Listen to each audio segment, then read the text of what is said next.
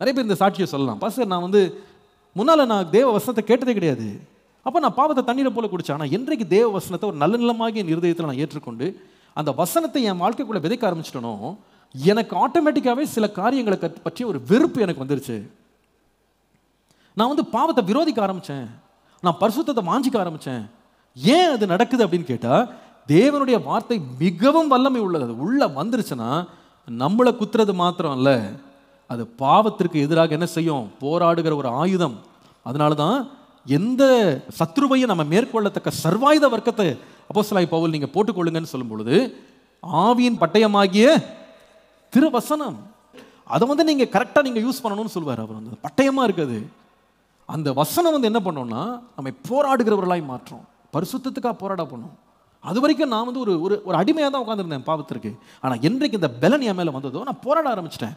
119 சங்கீதம் 9 சொல்லுகிறது, ஒரு வாலிபன் தன் வழியை இவ்விதமாய் சுத்தம் பண்ணுவான், கர்த்தருடைய வசனத்தின்படி தன்னை காத்து கொள்ளுகிறதுனாலேயே. ஒரு தேவ மனுஷன் எப்படி சொன்னாரு, வேத வசனம் பாவத்திற்கு உன்னை விலக்கும். அதே வேளையில் பாவம் நமக்குள்ள குடிக்கொண்டிருந்தாலும் அது என்ன பண்ணும், வேத வசனத்தை நம்ம விட்டு விலக்கிறோம். நம்முடைய வாழ்க்கையில் வேத வசனத்தை நமக்குள்ள வைத்திருக்க வேண்டியது ரொம்ப அவசியம். உமக்கு விரோதமாய் நான் பாவம் செய்யாதபடிக்கு உம்முடைய வசனத்தை எங்க வச்சிருந்தேன்? நீங்க நிறைய பேர் வசனத்தை இருதயத்தில் வைக்கிறது இல்லை, வசனமே கேட்கறது இல்லை. முதல்ல வசனம் கேட்க வரும்போதே, இந்த பாஸ்டர் இன்னைக்கு எப்படி பிரசங்கம் பண்ணாரு, நேற்றுக்கு நல்லா பண்ணாரா, இன்னைக்கு நல்லா, எப்பா உனக்கு நீ மார்க் போட்டு நீ எங்கேயும் போக போறது இல்லை. நீ மார்க் போட சர்ச்சுக்கு வரலப்பா, நீ கமெண்ட் அடிக்க சர்ச்சுக்கு வரல. நீ எங்களுக்கு மார்க் போட்டு நீ ஒன்றும் சாதிக்க முடியாது. வசனத்தை இருதயத்தில் விதப்பா, டைரியில் இல்லை, ரிப்போர்ட் கார்டில் இல்லை, இருதயத்தில் வித. அந்த வசனத்தை நீ உள்ள வாங்கி கொள்வாயானால் அந்த வசனம் எப்படி இருக்கும், நான் உன்னை சுத்திகரிக்கிற பரிசுத்தமாய் மாறும். அல்லேலூயா. அந்த வசனத்தை கேட்கணும். அதனால தான் வசனத்தை வாசிக்கிறது. எதுக்கு நம்ம தியானம் பண்ணணும் அதை அப்படின்னா அதுக்கு தான். அதனால தான் பரிசுத்தம் உண்டாகுது. கரை திரை பிழை இல்லாமல் நம்மை கர்த்தருக்கு முன்பாக நிறுத்துவதற்கு ஆண்டவர் யூஸ் பண்ணுறது. பரிசுத்தத்தை எப்படி கொண்டு கழுவி நம்மளை சுத்திகரிக்கிறார்னா தேவ வசனத்தினால, கர்த்தருடைய வசனத்தினால. கர்த்தருடைய பரிசுத்த நாமத்திற்கு மகிமை உண்டாவதாக. நம்ம யோசேப்பை பற்றி வாசிக்கும் பொழுது கூட அதனை வாசிக்கிறோம், கர்த்தருடைய வார்த்தை அவன் என்ன செய்தது, புடமிட்டதுன்னு வாசிக்கிறோம். கர்த்தருடைய வசனம் ஒரு மனுஷனுக்குள்ள வரும்போது அவன் சுத்திகரிக்குது. முன்னால் அவன் அழுக்க இருந்தான், ஒன்றுத்துக்கு உதவாதமாக இருந்தான். ஆனால் அவனை பரிசுத்தப்பட்டு சுத்தப்படுத்தின உடனே இப்போ என்ன ஆரம்பிக்கணும், வசனம் என்ன பண்ணுதுன்னா அவனுக்கு விரோதமாக வர்ற போராட்டங்களை சந்திக்கிறதுக்கு அவனுக்கு பலன் கொடுக்குது. இப்போ தான் அவனுக்கு புரியுது, இந்த வசனம் கேட்டப்போ தான் இதெல்லாம் தப்புன்னு எனக்கு புரியுது, இதெல்லாம் பாவம் இப்போ தான் எனக்கு தெரியுதுங்க. முன்னால் தான் தண்ணீரை போல குடித்தேன் நான். அந்த வசனம் நம்மோட பேசும், அந்த வசனம் நம்மோடு பேசி நம்மோடு உணர்த்தும், நம்முடைய காரியங்களை நம்ம உணர்த்தும். அந்த வசனமும் சரியாக கேட்க வேண்டியது ரொம்ப முக்கியம், ரொம்ப ரொம்ப முக்கியம். வசனத்தை தெளிவாகவும் ஆவி நிறைவோடும் போதிக்கிற வசனங்கள் நம்முடைய வாழ்க்கையில் ரொம்ப தேவை. உங்களுக்கு ஏன் இதை சொல்லுகிறேன் அப்படின்னு சொன்னால், 1 தீமோத்தேயு 4 அதிகாரத்தில் அப்போஸ்தலனாகிய பவுல் ஒரு எச்சரிப்பை வைக்கிறார். சொல்லுகிறாரு, ஆகிலும் ஆவியானவர் வெளிப்படையாக சொல்லுகிறபடி பிற்காலங்களில் மனசாட்சியில் சூடுண்ட பொய்யருடைய மாயத்தினாலே சிலர் வஞ்சிக்கிற ஆவிகளுக்கும் பிசாசின் உபதேசங்களுக்கும் செவி கொடுத்து விசுவாசத்தோடு என்ன பண்ணிடுவாங்க. அப்போ இப்படி ஒரு உபதேசம் இருக்கு, பிசாசின் உபதேசம்னு ஒன்று இருக்கு. அதை கேட்டீங்க, எப்படி அவங்க மனசாட்சியில் சூடுண்ட பொய்யராக இருக்காங்களோ அவங்க கேட்குறவங்கள என்ன பண்ணிடுவாங்க, பொய்யர்களாக மாற்றிடுவாங்க. அவங்களுக்கு வாழ்க்கையில் பார்த்தீங்கன்னா அவங்க பாவத்தை வரவேற்பாங்க, பாவத்தெல்லாம் பெரிய காரியமே இல்லைன்னுவாங்க, பாவத்தை பற்றி பேசக்கூடாதுன்னுவாங்க. ஏன்னா இவங்க மனசாட்சியில் எப்படிப்பட்டவங்க, சூடு உண்டவங்க, இவங்க பொய்யர். அதனால் பாவத்தை பாவம்னு சொல்ல மாட்டாங்க, பாவத்தை பாவம்னு சொல்லவே மாட்டாங்க. ஏன், அந்த வசனம் அவங்களுக்குள்ளே போகல. இது யாரோட உபதேசத்தை அவங்க பின்பற்றினா, பிசாசின் உபதேசங்களை அவங்க பின்பற்றும் போது அது அவங்களுக்கு என்ன பண்ணாதுன்னா அவங்களுக்கு ஒரு உணர்வை கொடுக்காது, இது தப்புன்னு உணர்வை கொடுக்காது, மற்றவங்களையும் உணர்த்த விடாது. அப்போ நீ செய்கிறதெல்லாம் செய், நீ பண்ணுறதெல்லாம் பண்ணு, ஒன்றும் பிரச்சனை இல்லை. உன்னுடைய கடந்த கால பாவம், நிகழ்கால பாவம், வருங்கால பாவம் எல்லாத்தையும் ஆண்டவர் மன்னிச்சிட்டாரு, நீ பாவத்தை பற்றி கவலைப்பட வேணாம், உனக்கு முழு சுயாதீனம் இருக்கு. இப்படியெல்லாம் சொல்லி பிரசங்கம் பண்ணுறவங்க யாருன்னு சொன்னால் அவங்களுக்கும் ஒரு உணர்வு கிடையாது, கேட்குறவங்களுக்கு என்ன வராது, உணர்வு வராது.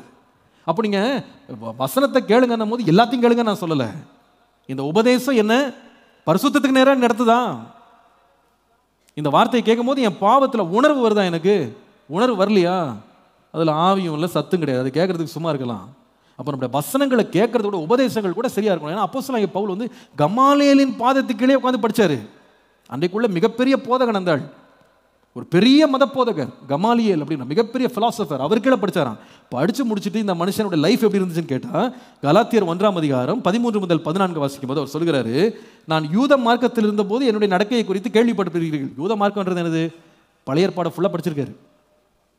ஃபுல்லாக படித்து அவர் எப்படிப்பட்ட மனுஷனாக தான் இருந்தார்னு கேட்டால், நான் சபையை மிகவும் துன்பப்படுத்தி அதை பாழாக்கி என் ஜனத்தாரில் என் வடையுள்ள அநேகரை பார்க்கலும் யூத மார்க்கத்தில் தேறினவனாய் என் பிதாக்களுடைய பாரம்பரிய நியாயங்களுக்காக மிகவும் எப்படி இருந்தேன், பயங்கர பக்தி வைராக்கியங்க. ஆனால் ஆள் எப்படிப்பட்ட ஆள்னு கேட்டிங்கன்னா, எல்லாம் பழைய ஏற்பாடை ஃபுல்லாக நல்லா கரைச்சி குடிச்சிட்டு நல்லா படிச்சுட்டு மிகவும் துன்பப்படுத்தி சபையை பாழாக்குற ஒரு மனுஷனாக இருந்தார்.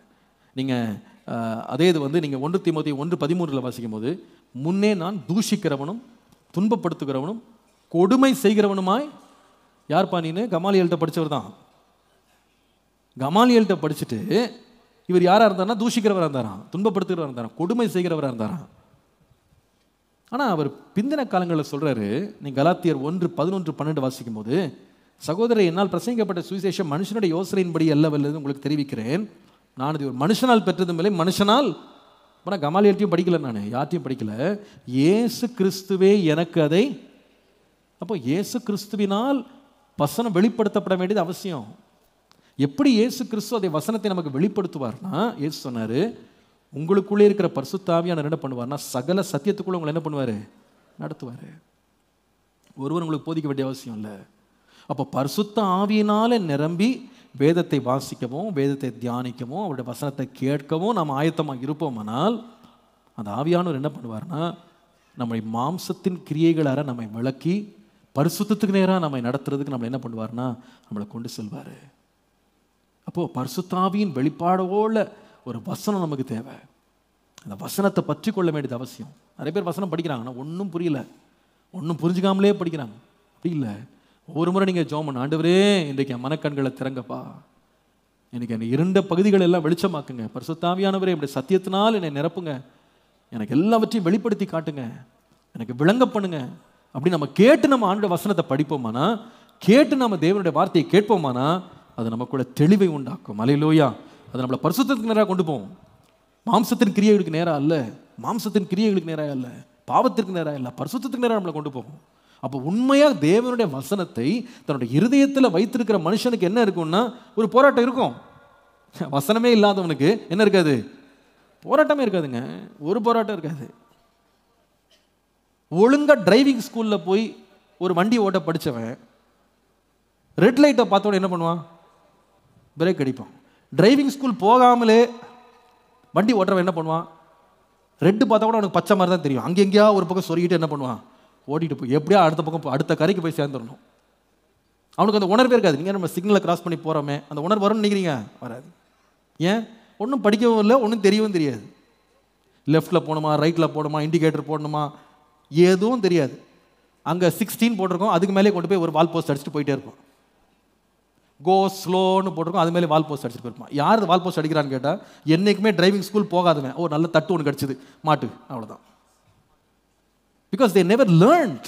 அவனுக்கு தப்புனே தெரியாது. அவனுக்கு வெளிநாட்டிலேருந்து ஒரு லைசன்ஸ் வாங்கின ஒரு மனுஷன் இந்தியாவில் ஓட விடுங்களேன், 10 அடி தாண்டி ஓட்ட மாட்டார் இந்த ஆள். ஏன்னா அந்த ஊரில் எப்படி இருக்குன்னா, ஒரு வண்டிக்கும் அடுத்த வண்டிக்கும் 10 அடி தூரம் இருக்கணும்னு போட்டிருக்கு. நம்ம ஊரில் வண்டிக்குள்ளே அடியில் போகாமல் இருந்தால் சரி. புரியுதுங்களா உங்களுக்கு? அப்படிதான் இருக்குல்ல. நம்ம ஏன் அந்த உணர்வை எல்லாம் நம்ம ஊரில் வண்டி ஓட்டுறாங்க? நம்ம ஆளுங்க. நீங்கள் இப்போ எத்தனை பேர் பைக் வாங்கி ஜோமான வரீங்க? எத்தனை பேர் டிரைவிங் ஸ்கூலில் போய் பைக் ஓட்டினீங்க? இல்லையா? எல்லாம் நம்ம இஷ்டத்துக்கு ஓட்டி முடிச்சுட்டு போலீஸ்காரனுக்கு பயந்து என்ன பண்ணியிருக்கோம், ஒரு லைசன்ஸ் அவர் 8 போட்டு காட்டுனுவார். அங்கே 8 தான், மற்ற இடம்லாம் 9, 10 எல்லாம் ஓட்ட வேண்டியது. அந்த இடத்துல தான் 8. ஒரு ரூல்ஸ் தெரியுமா? நமக்கு தெரியாது. உடைச்சாலும் ஒரு உணர்வே இருக்காது. Because we never learned those rules. அந்த ரூல்ஸே நம்ம படிக்கலை. அப்போ பாவத்தை குறித்து ஒரு உணர்வு வரணுமா? அந்த பாஸ்டர் எனக்கு ஒருமே உணர்வே வர மாட்டேங்குது பாஸ்டர். போராட்டமே இல்லைன்னா வசனத்தை படிங்கங்க, அதில் தேர்னா உனக்கு தெரியும் எது தப்பு, வழி எப்படி சுத்தமாக்கணும்னு தெரியும்ப்பா. உண்மையாக என்ன சொல்கிறேன், பாவத்திலேருந்து வேர்க்கொள்ளணுமாப்பா. நீனு எது பாவம் எது சரி நீ கண்டுபிடிக்கணுமா? நீ என்ன பண்ணுன்னா வசனத்தோடு ஒரு பழக்கம் வச்சுக்கோ. உன் வழியை சுத்தமாகிறதுக்கு அதுதான் ஆண்டவர் வச்சிருக்க மருந்து. அதை நீ சரியாக படிச்சுட்டா வேற ஒருவன் உனக்கு போதிக்க வேண்டிய அவசியம் இல்லை. உனக்குள்ள இருக்கிற பரிசுத்த ஆவியானவருடைய சகல சத்தியத்திற்குள்ள உன்னை நடத்தி போதிப்பார். அல்லேலூயா. நிறைய பேர் தங்களுடைய கெரியருக்காக எவ்வளோ படிச்சிருக்காங்க, எவ்வளோ ட்ரைனிங் போகிறாங்க, எவ்வளோ பாடங்களை படிக்கிறாங்க. ஆனால் உங்கள் வருங்கால வாழ்க்கையை பரிசுத்தமாக வாழ்கிறதுக்கு வேத வசனத்தை படிச்சிருக்கீங்களா? நம்ம என்ன சம்பாதிச்சாலும், என்ன சாதிச்சாலும், என்ன வாங்கினாலும், விற்றாலும், என்ன கொண்டாலும் உலகத்தோட போகுது. நமக்கு ஒரு நித்திய வீடுன்னு ஒன்று இருக்கு. அந்த இடத்துக்கு போனால் பரிசுத்தம் இல்லாமல் நம்ம தேவனை தரிசிக்க முடியாது. அப்போ நம்ம இந்த உலகத்தில் ஒரு 50 வருஷம் 20 வருஷம் 30 வருஷம் வேலை செய்யறதுக்கு இவ்வளோ படிச்சிருக்கோமே, இதில் நேவிகேட் பண்ணுறதுக்கு நம்ம இவ்வளோ தெரிஞ்சு வச்சிருக்கிறோம். பரலோக ராஜ்யத்தில் போய் சேர்ந்து நம்மை பரிசுத்தப்படுத்துகிற தேவ வசனத்துக்கு நம்ம எவ்வளோ நேரம் கொடுத்துருக்கோம். அந்த வசனத்தில் தேர்ன ஒருவன் எப்படி இருப்பான்னா உணர்வுள்ளவனாக இருப்பான். உணர்வுள்ளவனாக இருப்பான். ஓ, தேவ வசனம் அது நம்மளுக்கு ஞாபகப்படுத்தும். ஆவியானவர் உணர்த்துவார், நீ செய்யாதப்பா, இது தப்பு, உணர்த்துவார். வசனம் இல்லாமல் நீங்கள் உலகத்தினுடைய சகல ஞானத்தையும் படித்து வச்சுருந்தாலும், நீங்கள் என்ன ஃபிலாசபி படிங்க, பாவத்தை பார்க்கும்போது உங்களுக்கு பயமே வராது. ஒரு போராடணுன்னே தோணாது. என்ன பண்ணுறது, அவங்க எல்லாரும் செய்கிறாங்க, நம்மளும் செஞ்சுருவோம். என் ஃப்ரெண்ட்ஸ் எல்லாரும் போகிறாங்க, நானும் போகிறேன். எல்லாரும் செய்கிறாங்க, நானும் செய்கிறேன். ஏன்ப்பா உனக்கு அவ்வளோ துணிச்சல் வருது அப்படின்னு கேட்டால், வசனம் இல்லைப்பா உனக்கு. உள்ள வசனம் மட்டும் இருந்துருச்சுன்னா உங்கள் அப்பா அம்மா பக்கத்தில் இருக்க வேண்டிய அவசியமே இல்லை, உன் டீச்சர் பக்கத்தில் இருக்கணும் அவசியம் இல்லை, யாரும் உன்னை கண்காணிக்கணும் அவசியம் இல்லை. உள்ளே இருக்கிற வசனம் உள்ளே இருந்து அப்படியே பேசும். என்ன பண்ணிட்டு இருக்க நீ, எங்கே போகிற, வழியை திருப்பு, ஒழுங்காக வீட்டுக்கு போ, இதை செய்யாத அப்படின்னு உள்ளேருந்து பேசும். இங்கே நிறைய பேருக்கு போராட்டமே இல்லை, கூப்பிட்டா உடனே ஓடிட வேண்டியது, எல்லா இடத்துலையும் உட்கார வேண்டியது, எல்லா இடத்துலையும் நடக்க வேண்டியது, எல்லாம் செய்ய வேண்டியது. கொஞ்சம் கூட ஒரு உணர்வே இல்லை. ஏன்? வசனம் எங்கே இல்லைன்னா இருதயத்தில் ஒளிச்சு வைக்கல. இருதயத்தில் இல்லை, ஒரு பழக்கமாக இல்லை, அதை படிப்பினையாக இல்லை. நிறைய பேர் இங்கே சர்ச்சில் வசனம் கேட்குறோம், ஆனால் எத்தனை பேர் நம்ம தியானிக்கிறோம், அதை எத்தனை பேர் அதை உட்கொள்கிறோம், அசைப்படுறோம்? எவ்வளோ பேர் நம்ம அந்த வசனங்களை நம்முடைய இருதயங்களில் ஒளிச்சு வைக்கிறோம்? தேவனுடைய வசனத்துக்கு நிறைய பேர் நினைக்கிறோம் நம்முடைய அப்பா, எங்கள் அப்பா அம்மா ரொம்ப ஒழுக்கமானவங்க, எங்கள் வீடெல்லாம் ஒழுக்கமான குடும்பம், நாங்கள்லாம் தப்பு செய்ய மாட்டோம். அந்த ஒழுக்கம் ஒரு அளவுக்கு தான் நம்மளை கொண்டு போவோம். ஒரு எல்லை தாண்டிடுச்சுன்னா, ஒரு வயது வந்துருச்சுன்னா அது நம்மளுக்கு கட்டுப்பாட்டை கொடுக்கவே கொடுக்காது. ஒரு வாலிபனாக நீ பரிசுத்தமாக நிற்கணும், தேவனுக்கு முன்பாக நீ தைரியமாக நின்று போராடுகிறவனா நிற்கணும்னா அதுக்கு தேவை என்னன்னா தேவனுடைய வசனம். தேவனோடு ஒரு மனுஷனுக்கு ஒரு நெருங்கிய உறவு இருக்கு பாருங்க, அதுதான் அவனை என்ன பண்ணணும்னா பரிசுத்தத்துக்காக வைராக்கியமாக போராட வைக்கும். அதாவது தேவன் நம்மிடத்துல நெருங்கி இருக்கிறார்னு அறிஞ்ச உடனே நமக்கு பாவத்தை குறித்த ஒரு உணர்வு நமக்கு வந்துடும், பரிசுத்தத்தை பற்றி ஒரு பயம் நமக்கு வரும். தேவனை நெருக்கமாக வச்சிருக்கும் போது தான் கர்த்தர் நம்மோட அருகில் இருக்கிறார் அப்படின்ற உணர்வும் அந்த அனுபவம் நமக்கு தேவை. தேவனுடைய சமூகத்துக்கு நேராக ஒரு மனுஷன் நெருங்க ஆரம்பிச்சிட்டானாலே அவன் வாழ்க்கை என்ன ஆயிரும்னா பரிசுத்தத்திற்காக ஒரு வைராக்கியமும் பாவத்தை கண்டு ஒரு வெறுப்பும் அவனுக்கு வந்துடும். ஏனென்றால் தேவனும் பாவமும் ஒன்றாக இருக்கவே முடியாது. நம்முடைய தேவன் பரிசுத்தர் பரிசுத்தர் பரிசுத்தர், அல்லேலூயா. அவரோடு உள்ள ஒரு நெருக்கமான ஒரு வாழ்வு நம்முடைய வாழ்க்கையில் பரிசுத்தத்தின் மேலே ஒரு வைராக்கியத்தை நம்ம உண்டாக்கும். அதற்காக நம்ம போராட வைக்கும், அதற்காக நம்ம போராட வைக்கும். அதனால தான் அப்போ அந்த தாவீது பாவம் செஞ்ச பிறகு அவன் ஒன்று தான் ஆண்டவர்கிட்ட கேட்டான், ஆண்டவரே உங்களுடைய பரிசுத்த ஆவி என்ன பண்ணிடாதையும் என்னை விட்டு எடுத்துடாதையும். அது மட்டும் என்னை விட்டு போயிடுச்சு அப்படின்னா என்னால் இந்த பரிசுத்தத்துக்காக போராடவே முடியாது, நான் பாவத்தை மேற்கொள்ளவே முடியாது. இந்த காலையில் ஆண்டவரே உமோடு உள்ள உறவில் என்னை நெருங்க பண்ணோம்ப்பா, நான் நெருங்கி வரணும் ஆண்டவரே. ஆண்டவர் நம்மை நெருங்கி வர அழைக்கிறாரு.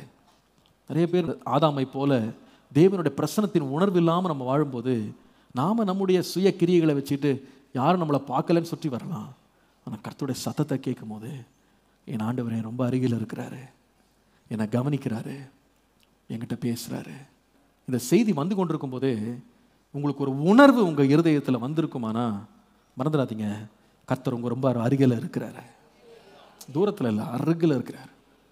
இன்னைக்கு நான் பேசுகிற ஒரு வார்த்தை, pastor this exactly what I'm going through, இதுதான் பாஸ்டர் நான் போயிட்டுருக்கேன், இதே பிரச்சனை நான் போயிட்டுருக்கேன், இதே போராட்டத்தில் நான் போயிட்டுருக்கேன். அந்த உணர்வை நான் என்னுடைய மாம்ச வார்த்தைகளில் கொடுக்க முடியாது. பரிசுத்த ஆவியானவர் தான் சகல சத்தியத்துக்குள்ளே நடத்துகிறார். அவர் தான் பாவத்தை குறித்து, நீதியை குறித்து, வரப்போகும் நியாய தீர்ப்பை குறித்து கண்டித்து உணர்த்துறாரு. அந்த வார்த்தை உங்கள் இருதயத்தை தொட்டிருக்குமானால் அவருடைய சத்தம் வருகிற அருகாமையில் நீங்கள் இருக்கிறீங்க. ஆதாம் அந்த தோட்டத்தில் உலாவுகிற தேவனுடைய சத்தத்தை கேட்ட உடனே அவன் ஒளிஞ்சிக்கிட்டான். அவனுக்கு அப்பந்தான் அந்த பாவத்தினுடைய கொடூரம் அவனுக்கு தெரிஞ்சது. நான் நிர்வாணி, நான் ஒளிஞ்சிக்கிட்டேன். நான் சொல்கிறேன், தேவனுடைய பிரசனத்தின் நெருக்கத்தை உணர்கிறவர்கள் நிச்சயமாக நான் சொல்லுவேன் பரிசுத்தத்துக்காக போராடுவாங்க. அப்போஸ்தலனாகிய பவுலுடைய வாழ்க்கை ஏன் இப்படி ஒரு போராட்டம் அவர் லைஃப்பில் இருந்துச்சு? தேவனுடைய பிரசனத்தை ரொம்ப நெருக்கமாக உணர உணர உணர உணர அவரோட வாழ்க்கை எப்படி இருந்துச்சுன்னா பாவத்தோட விளையாட்டு அல்ல, பாவத்தோடு போராடினார். தன்னுடைய வாழ்நாள் முழுவதும் ஒரு சின்ன காரியம் கூட அவருடைய இருதயத்தை பாதித்தது. இது நமக்கு இருக்கக்கூடாது அப்படின்னு போராடினார். பிந்தின காலங்களில் 1 கொரிந்தியரில் வாசிக்கும் போது 9 நான் மற்றவர்களுக்கெல்லாம் பிரசங்கம் பண்ணுகிறேன், நான் தானே ஆகாதவனாய் போகாதபடிக்கு என் சரீரத்தை என்ன பண்ணுறேன்னா ஒடுக்கி கீழ்ப்படுத்துகிறேன். இந்த அளவுக்கு ஒரு வைராக்கியமாக இந்த மனுஷன் ஏங்க செயல்பட்டார்? எப்படி அவர் இப்படிலாம் ஒடுக்கி கீழ்ப்படுத்தி போராடி ஏன் நின்னாரு? நிச்சயமாக கர்த்தரை சார்ந்து கொண்டார். ஏன்னா அந்த வசனங்களில் நான் தனியாக போராடுறேன்னு சொல்ல, கர்த்தராகிய இயேசு கிறிஸ்துவுக்கு ஸ்தோத்திரம்னு சொன்னார். பின்னாடி அதே ரோமரில் வாசிக்கும் போது ஜெயம் கொடுக்கிற தேவனுக்கு ஸ்தோத்திரம்னு சொல்லுவார். எவ்விடங்களில் நம்ம ஜெயம் கொடுக்கிற தேவனுக்கு ஸ்தோத்திரம். இப்போ கர்த்தர் தான் ஜெயம் கொடுக்குறாரு. ஆனால் யார் பக்கத்தில் நிற்கிறோன்றது ரொம்ப முக்கியம். பாவத்தின் பக்கத்தில் போய் நின்றுட்டு இருக்கோமா, அல்லது தேவன் பட்சத்தில் நின்று பாவத்திற்கு எதிர்த்து போராடுறோமா? பாவத்தோடு விளையாடி அதிலே ஊறி போயிருக்கிறோமா? பாவத்திற்கு விரோதமாக எதிர்த்து நின்று பரிசுத்தத்துக்காக வைராக்கியமாக போராடுறோமா? இன்றைக்கு ஆண்டவர் ஜனத்தை தேடுறாரு. நான் நிர்பந்தமான மனுஷன்தான். முன்னால் அதே பாவத்தை செஞ்சேங்க, எனக்குலாம் ஒன்றுமே உறுத்தவே இல்லை, எனக்கு கொஞ்சம் கூட மனசாட்சியில் வாதிக்கவே இல்லைங்க. அப்படி தான் ஒரு மனுஷனாக இருந்தேன். ஆனால் இன்றைக்கு நான் ஆண்டவருக்குள்ளே வந்துட்டேன், அவரோட ரட்சிப்பை நான் பெற்றுட்டேன். இன்றைக்கி நான் நீதிமானாக மாறிட்டேன். இன்றைக்கு கர்த்தருடைய சுவிசேஷத்தை நான் கேட்டு நான் சுத்தமாயிட்டேங்க. என் மனது புதிதாகி விட்டது. எனக்குள்ள ஆண்டவருடைய வசனம் இன்றைக்கு பாதுகாக்கப்பட்டிருக்கிறது. நான் தேவனோடு ஒரு நெருங்கிய உறவுக்குள்ளே நான் வந்துட்டேன். அவர் அருகில் நான் வந்துட்டேன். இப்போ எனக்கு என்ன இருக்குன்னா, நான் இந்த மரண சரீரத்தோடு நான் என்ன பண்ணுறேன்னா போராடுறேன். அல்லேலூயா. ஆனால் நிச்சயமாக எனக்கு தெரியும், இயேசு கிறிஸ்துவோடு நான் போராடுகிற போராட்டத்தில் கர்த்தர் நமக்கு ஜெயம் கொடுக்க வல்லவர். அல்லேலூயா. இன்றைக்கி இதே தான் கேள்வி, இதுதான் கேள்வி. நான் பாவத்தை எதிர்த்து போராடுறேனா, பாவத்தோட விளையாடுறேனா? இந்த கேள்விக்கு நான் பதில் சொல்லணும். என் வாழ்க்கையில் பாவத்தோட நான் போராடலை, நான் அதை எதிர்த்து நிற்கலை அப்படின்னா இந்த 3 காரியங்களை நம்ம சிந்திக்கணும். என் மனது இன்னும் புதுப்பிக்கப்படாமல் இருக்கா? தேவனுடைய வசனத்தை நான் உள்ள பாதுகாக்காமல் இருக்கேன்னா, அது உள்ளேருந்து என்கிட்ட பேச மாட்டேங்குது. என்கிட்ட சத்தியத்துக்குள்ள நான் நடத்தப்பட மாட்டேங்கிறேன். வசனம் இல்லாமல் ஒரு வெட்டாந்திரையாக நான் இருக்கேன். எனக்கு பிரச்சனைகள் வரும்போது எது சரி தவறுன்னு கூட தெரிய மாட்டேங்குது. என்கிட்ட எதுவுமே பேச மாட்டேங்குது. தேவனோடு நெருங்கின உறவு இல்லாமல் அவர் ஏதோ தூரத்தில் இருக்கிறது போல, அவருடைய கண்கள் என்னை காணாதது போல நான் வாழ்ந்துட்டு இருக்கிறேனா? ஆண்டவரே, இன்றைக்கு பரிசுத்தத்துக்காக போராடுகிற ஒருவனாக பவுலை போல என்னையும் மாற்றும். எத்தனை பேர் வாஞ்சிக்கிறீங்க? கண்களை மூடுங்க, தேவனை நோக்கி பார்ப்போம்.